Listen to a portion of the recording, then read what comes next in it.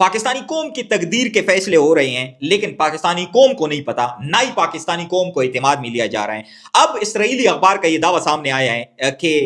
3 ایسے نام کنفرم ہوئے ہیں جن ملکوں کی فوج مل کے ایک فوج بنے گی، اور وہ پھر غزہ میں جا کے جو وہاں کی ایک تنظیم ہے حماس اس کو غیر مسلح کرے گی۔ انتہائی افسوسناک ہے اس وقت جس وقت ہمارے ملک میں اپنے خود دہشت گردی کے حالات کس قدر خراب ہے، اور اگر میں آپ لوگ کو کے پی بلوچستان میں بتاؤں کہ ہر دوسرے دن ہمارے آرمی کے نوجوان وہاں پہ شہادتیں دے رہے ہیں، ہمارے جو سیکیورٹی فورسز سے ریلیٹڈ لوگ ہیں وہاں پہ شہید ہو رہے ہیں، لیکن اس وقت ہم لوگوں کے لیے کرائے پہ دستیاب ہے، ہم لوگوں کی جنگ میں کودنے کے لیے دستیاب ہے۔ اور ویسے بھی پاکستان کے بارے میں ہمیشہ سے پاکستان کو ایسے ٹریٹ کیا گیا ہے کہ آپ ان کو ڈالر دیں اور اپنی مرضی کا کام ان سے کرائے۔ ابھی بھی آپ یہ دیکھیں کہ پوری پاکستانی قوم کو نہ بتایا گیا ہے، نہ اعتماد میں لیا گیا ہے، اور ہمیں پتہ کہاں سے چل رہا ہے، اسرائیلی اخبار کا دعویٰ اس وقت سامنے آیا ہے، اور اس میں مزید بھی کوئی کنٹریز ایڈ ہوں گے جو سارے مل کے پھر جناب کرائے پہ دستیاب ہوں گے، اور وہ کسی اور کی جنگ لڑیں گے، وہ کسی اور کے لیے اپنے گھر کے دیواریں آپ کی ٹوٹی ہوں گے، لیکن آپ کسی اور کا قلعہ جو ہے اس کی آپ حفاظت کریں گے۔ تو یہ آپ دیکھیں اس وقت چیزیں ہمارے سامنے ہیں جو کہ انتہائی افسوسناک ہے، اور ایک ایسے ٹائم میں جس وقت چاہیے تھا کہ ہم اپنے ملک میں دہشت گردی پہ قابو رکھتے ہیں۔ انڈیا کے ساتھ ہمارے حالات اس وقت جو ہے وہ سب کے سامنے ہے، پھر افغانستان کے ساتھ آپ دیکھیے، ایران کے ساتھ بھی کوئی خاص ہمارے تعلقات نہیں ہے، چائنا کے بھی یہی حال ہے، لیکن اس وقت ہم جائیں گے جی وہاں پہ غزہ میں ہم جائیں گے، اور وہ بھی فلسطین کو آزاد کرنے کے لیے ہم نہیں جائیں گے، بلکہ ہم نے کیا کرنا ہے وہاں پہ، ہم نے حماس کو غیر مسلح کرنا ہے۔ اگر میں آپ لوگ کو ساتھ شیئر کروں، رانا ثناء اللہ صاحب کا میں دیکھ رہا تھا، بڑی عجیب سٹیٹمنٹ اس وقت سامنے آئی ہے، وہ کہہ رہے کہ یہ تو بہت بڑی آنر کی بات ہے کہ اگر پاکستانی فوج کے نوجوان وہاں پہ جائیں گے، اور وہ وہاں پہ امن کے لیے جو ایک فوج جائے گی جو جس کا نام امن کے لیے دیا گیا ہے، کیونکہ ٹرمپ نے اس فوج کو بنانا ہے، یہ ملکوں کو ڈیسائیڈ کرنا ہے کہ کس ملک کو ہم نے لے کے آنا ہے، کس ملک کو ہم نے نہیں لے کے آنا۔ اس سے آپ کو اندازہ ہونا چاہیے کہ وہ کتنی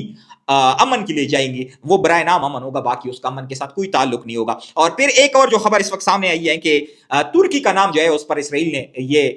جو ہے اعتراض کیا ہوا ہے کہ ترکی کا فوج اس فوج میں ہمیں نہیں چاہیے، کیونکہ ہمیں یہ ٹینشن ہے یا ہمیں یہ اس وقت خوف ہے کہ ایسا نہ ہو کہ ترکی کی فوج بجائے اس کے کہ وہ حماس کو غیر مسلح کرے، حماس کو وہاں پہ ختم کرے، وہ حماس کی مدد کرے گا، وہ حماس کو مزید مضبوط کرے گا۔ لیکن اسرائیل کو اس وقت پاکستان پہ اعتماد ہے، انڈونیشیا پہ اعتماد ہے، اذربائیجان پہ اعتماد ہے، ترکی پہ اعتماد نہیں ہے۔ حالانکہ ترکی بھی اسی لائن میں ہے جس لائن میں پاکستان کھڑا ہے، ترکی بھی کہہ رہا ہے کہ جی میں بھی حاضر ہوں، اور مزید بھی آپ لوگ کو اس طرح کے جو خود کو اسلامی ممالک کہتے ہیں ان کے فوجی آپ کو نظر آئیں گے، وہ بھی کہیں گے کہ جی ہم بھی تیار ہیں، پیسے دیکھ، اور وہ کیا کہتے ہیں پیسے دیکھ تماشا دیکھ والا، وہ پیسے پینک اور تماشا دیکھ والا سین یہاں پہ بھی چل رہا ہے کہ آپ پیسے دے اور ہم سے جو مرضی آپ کرا لے، بجائے اس کے کہ ہم اپنے ملک کی حالات ٹھیک کرتے، ہم اپنے ہمسائیوں کے ساتھ تعلقات ٹھیک کرتے، ہم افغانستان کو انگیج کرتے، ہم انڈیا کے ساتھ انگیج کرتے، ہم چائنا کے ساتھ اپنے تعلقات کو مزید اچھے کرتے،